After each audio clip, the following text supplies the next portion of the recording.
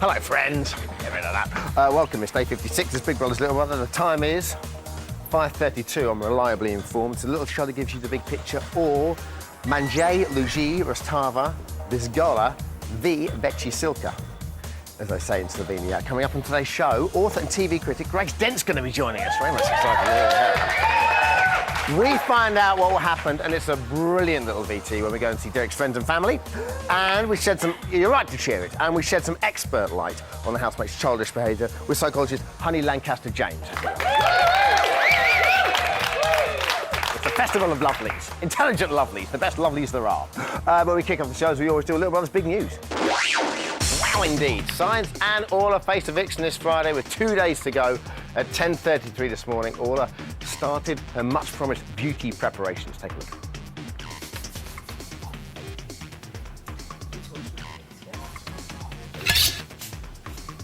Oh, I know what you mean. Cool. Now, according to Orla, that was a bit spicy for us as well at the end, though, wasn't it? I've never seen anything like that before on Little Brother. According to Orla on Tuesday, this is what she told Big Brother she needed to do. As you can see here, here's an artist's impression of Orla. Maybe we can just take a look at that. There she is, and she's thinking these things.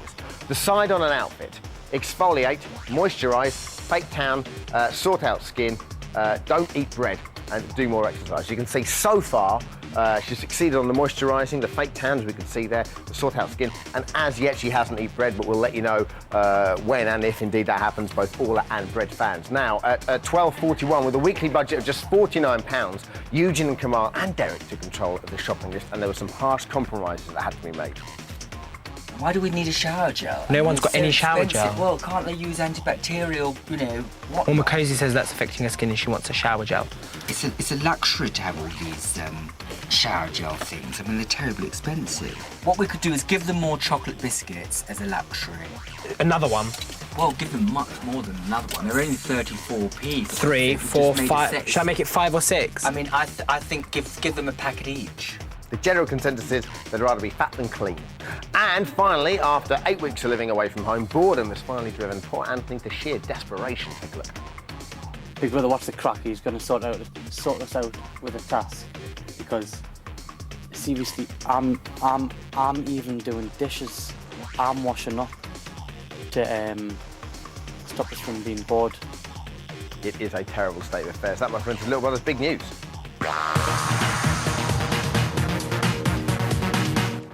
Oh, I'm looking forward to Cool BBLB today. It's going to be a doozy because yesterday Big Brother announced the housemates had failed their weekly task for the 5th time. For the love of God, what is wrong with them? With that in mind, today's Cool BBLB could only be, for the love of God, what is wrong with them? These numbers to call.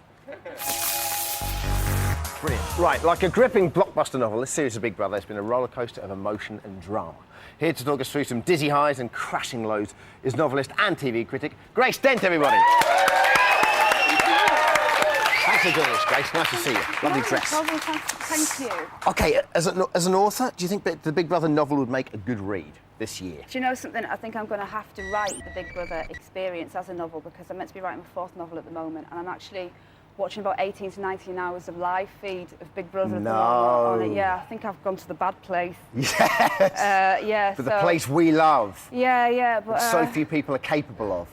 Thank you for that. I think I can push it to another level, though. So you probably know these guys probably almost better than we do. 18 or 19 hours, that's astonishing. Do you know, I just think that it would just be such an amazing novel if you did write it. You know, it's got laughter, it's got love, it's got intrigue, it's got a mole, it's got, you know, people hating each other, and that's what a good novel really needs. OK. So, Just from your 18 hours a day, who are your favourite characters in the house? Who's my favourite? At the moment, right, I've got a bit of a love-hate relationship with Makosi at the moment. We're getting a lot of that, to be fair. Well, Most people say. Who is she, right? Is she African princess? Is she cardiac nurse? Is she kind of, you know, very chaste person when she was coming into the house? Or, you know, and now is she the mole? I don't understand. I don't think that she knows. No, I'm confused by I don't think her. that we know. I don't know. Whenever everyone always says, you know, your opinion's a cop out when it comes to Makoti when I have chats with people, but we can't work her out. No one knows what she is.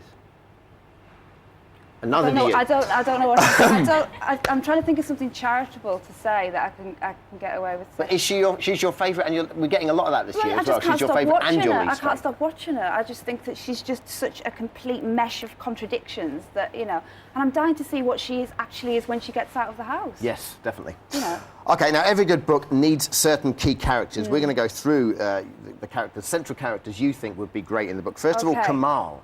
Kamal. Now, the thing about Kamal, he would just be such a wonderful main character, an excellent protagonist, because, you know, he's fantastically dressed.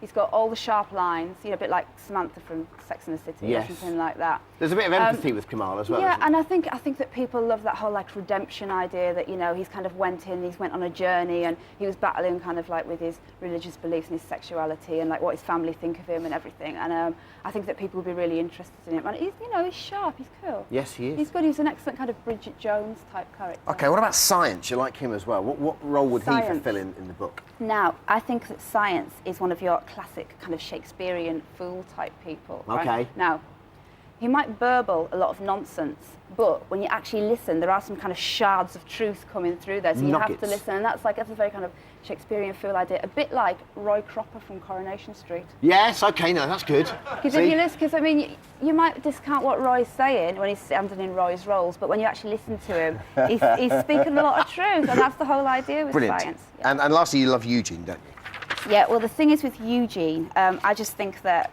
in a novel, you love that kind of, I think the British particularly love that whole kind of heroic failure thing and that kind of geek made good. So you've got like Eddie the Eagle Edwards, you've got Mr. Bean, Ross from Friends. We love those kind of like geeks. But I also think with him, he's a bit like Captain Fact. He's kind of like this like undercover, secret, you know, kind of superhero. So by day, he's just Eugene, but by night, underpants, over jeans, going around the world telling people interesting facts that they didn't know. Like, for example, how great a glass of tea is. Did you see that? I genuinely think if Eugene could hear this conversation, he'd probably spontaneously combust. He was telling me, he was talking to me the other day, and he was talking about how some houses are made of wood and why. I didn't know that. I need to get out. I don't think I even saw that. I need to get out. Come and work with us. Okay, here's a sketch. We've imagined 3 spin-off Big Brother books that have hit the shelves, let's say for the sake of argument, 6 months after Big Brother's finished. We want you to tell us what you think might happen in each of them. The first is the story of Derek and Science. It's called Educating Science. Here we go, everybody. Well, don't applaud yet, because the blurb here reads, Lord knows.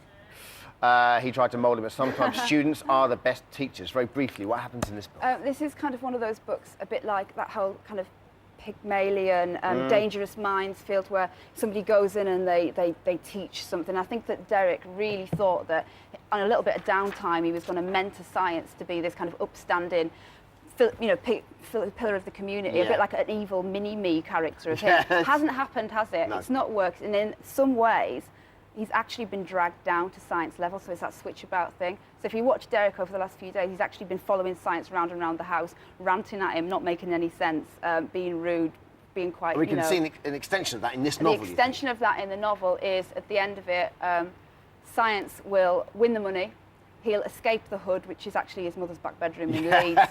And box room, though. And Derek will go and take his place, form his own rap syndicate. Brilliant. I like that. Are you with me on that? Would you buy that novel? Yeah, I like to think I'll be writing the preface. Okay, next up we have Craig and Anthony from Miss Russia with Love, everybody. Lovely. Okay, the tagline here reads, a summer of man points brought them together. A deadly obsession will tear them apart. Oh.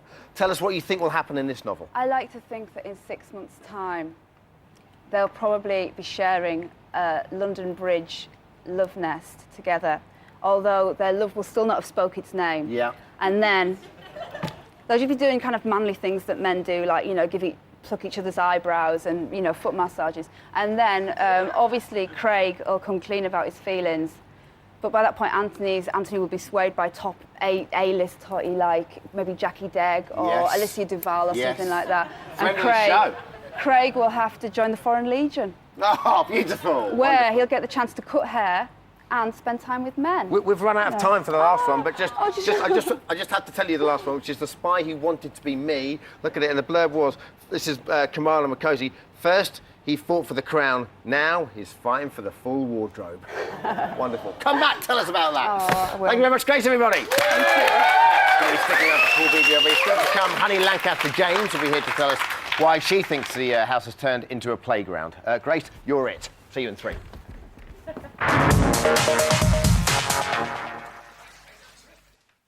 I'm dancing to the music. Hey, welcome back to Big Brother Little Brother. Still to come, Honey Lancaster-James. At first, how would you like to win an amazing prize? Of course you would. You're not an idiot. You could be the lucky winner of this week's suitcase stuffed full with prizes that money can't buy, and if they could, it'd be a lot of money. We have here a paw print duvet set, Science's sci-fi dog outfit.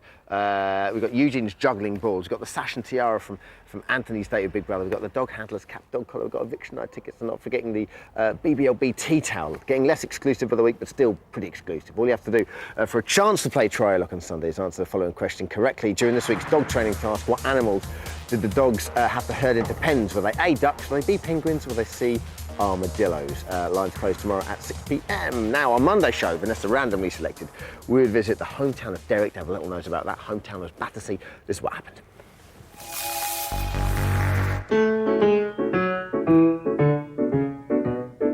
This is Falconbrook Primary School in Battersea, where I first met Derek. I was a teacher here in the 1970s. This is Archie's Barbers, where Derek comes to get his haircut twice a week. Good luck to Derek. I hope you stay in the house and win the prize. This is Battersea Park. Me and Derek, we play here lots of times. When he lost, he just smashed his rackets. Let's hand over right now to the big guy. Here it is. The housemates nominated for eviction this week are Orla and Science. There's only 3 or 4 weeks left, Derek. Just chill out and enjoy it, man. Come on, Derek, keep it up. We're all proud of you, my dear. Keep it up. Well, Derek, we're delighted that you're in the house for another week, and long may it continue.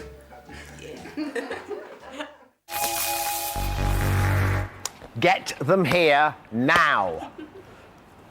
Derek's friends and family, that is. OK, here on BBLB, we've noticed that the housemates become more and more childlike, more than we even thought they would be. Here to explain why is a guest who's clever, insightful, and quite literally a honey. It's Honey Lancaster-James, everybody. Hi, honey. That's quite an introduction. Well, we saw you first night, so you've had a long while to study them now. What do you make of them? I think they're brilliant. I think they're the best bunch ever. I mean, I was particularly pleased with the Saskia and Maxwell things. I don't know whether you remember on the first night when they first walked in, made a little prediction there that they two would hit it off. So I was pleased with it. Yeah, look back at the tapes. Absolutely. I will. So we like it when we can, you know, that's what I Absolutely. So, but in terms of from your professional point of view, these lot have been fantastic. Brilliant, absolutely brilliant. And I love the task team this year as well. I think that's been pure genius. And the way that they've sort of actually pandered to their childlike qualities, getting them to dress up in chicken suits and dog costumes. Fantastic. Brilliant. OK, Great. Derek's the oldest member of the house, but is he the father figure? Well, I think, you know, in any group settings, people are going to naturally gravitate towards some sort of role. And I think Derek has tried to take on a paternal role. I remember when Roberto was still in the house, they were very much like the parents of the house with all the children around them. So I think he definitely has been sort of being very paternal. We've seen that with Science particularly, but quite sort of ambivalent relationship between them. On the one hand, you know, trying to guide him and give him little pointers, and on the other hand, sort of chastising him and putting him down a bit. I mean, to be fair to Derek, it hasn't been easy to be, if he is the father figure, to be a father figure to this group of housemates. Yeah, well, I mean, this year they're particularly, you know, the average age is a lot younger, and some of the, you know, behaviours have been very flamboyant and, you know, dare I say it, a little bit immature from some of them. So I think Derek has been quite frustrated by that. OK, you think the housemates act like children? Have a look at this.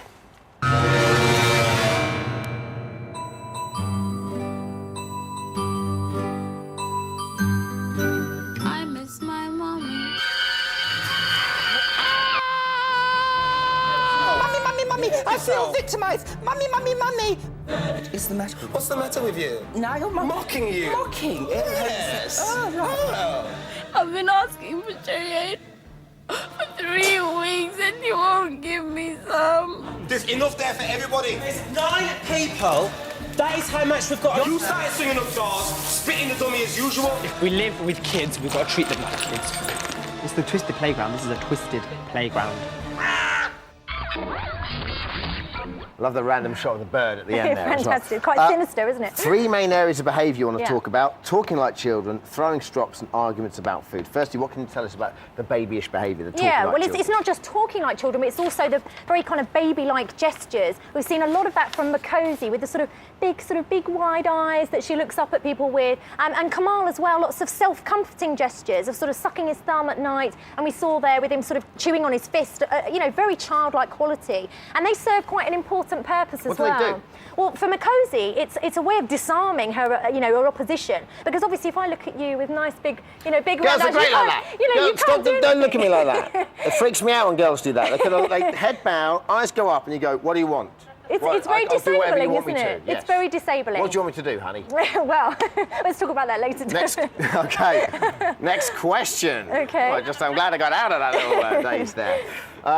Now, when the housemates go bad, some of the arguments have been like toddler tantrums, Yeah. haven't they? Very much so. I mean, this year, some of the housemates have been very low in what we psychologists call impulse control. So very much they're letting it all hang out. They're quite comfortable with one another now, and they're not trying to be polite. They're just, really feeling their frustrations and venting it straight away. So we saw that with Craig when he was Is sort of... that a good thing in terms, because everyone, Well, on the people say one that's hand, cathartic. yeah, on the one hand, it's a good thing because we're seeing them at their sort of genuine emotions, if you like. On the other hand, it can be quite destructive as well. So when Craig is kind of stomping around, throwing bikes, and I remember people throwing bins at each other, obviously, there's a fine line between letting your frustrations out and actually it becoming quite aggressive and quite intimidating And for from the Big others. Brother's point of view, how can you keep a check on that? I mean, Yeah. what can you do? Well, I think they are doing the right thing. They're giving them lots of tasks at which they can play out these roles, particularly with the dog and the master type Yeah. roles. They are allowing them to sort of play out their frustrations, actually. I don't know whether that's sort of something they're doing on purpose or whether that's just a fortunate event.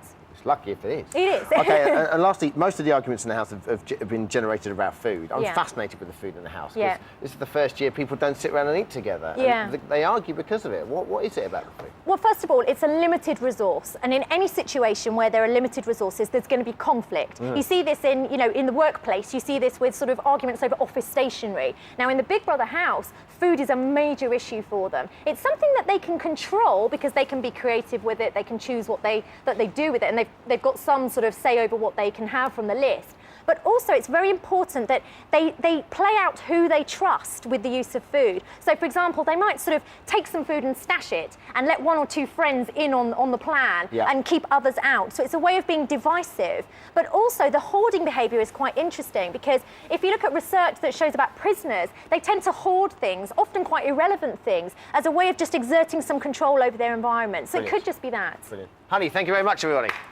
Wonderful. Honey's doing a stick around for Cool BBLB. Now, on Friday, either all or science is going to be leaving the house for good, but who will it be? It's up to you, and here's how to vote.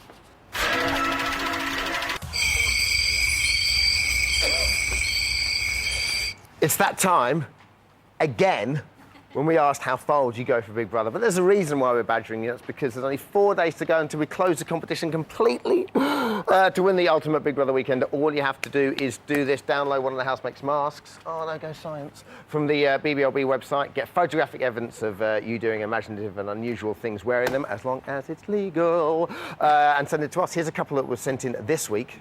First up, this is sent in by Louise Davis from Surrey, taken at 39,000 feet en route from the UK to Cancun. That is her, as Maxwell, giving some happy holidaymaker the duty-free. There we go, how about that? And I believe somehow she got access to the cockpit, and look, who's flying the plane? Take a look. Why, it's only Vanessa. Extraordinary, that's why she's not here today. If you think you can top that, then get cracking. Details of how to enter now are, I believe, on my tummy as we speak. Wunderbar. The closing date is this coming Monday, the 25th of July, when the favourites go head-to-head. They'll be selected to go through to the next round, and we're working out what to do with you right about now. And never mind all that, because right now, Honey and Grace are here, everyone. For today's Cool BBLB, which is, for the love of God, what is wrong with them? They're capitulating. They're imploding. Let's go straight to the phones. It's Jason in London. Hello, Jason. Hello, Dermot. How are you doing? All right? I'm pretty well, thank you. Jason, for the love of God, what is wrong with them? Well, I think the trouble is that the housemates are this bunch are probably the most unmotivated housemates that there have ever been. And I think part of the problem is perhaps something to do with the feng shui of the house. Ooh. The natural flow of energy is not quite right and it's been disrupted.